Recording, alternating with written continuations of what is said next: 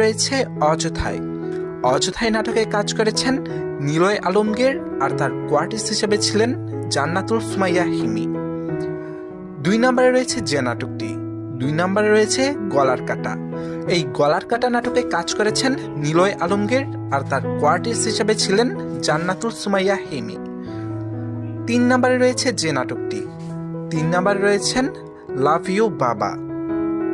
এই love you বাবা নাটকে কাজ করেছেন নিলয় আলমগীর, আর তার কোয়ার্টিস্ট হিসেবে এটাতে ছিলেন জান্নাতুল সুমাইয়া হিমি।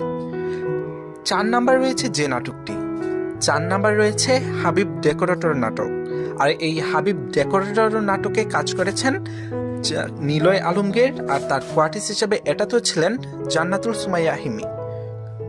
5 নম্বরে রয়েছে যে নাটকটি। 5 নম্বরে রয়েছে কুলির প্রেম। আর এই কুলির প্রেম নাটকে কাজ করেছেন নিলয় আলমগীর,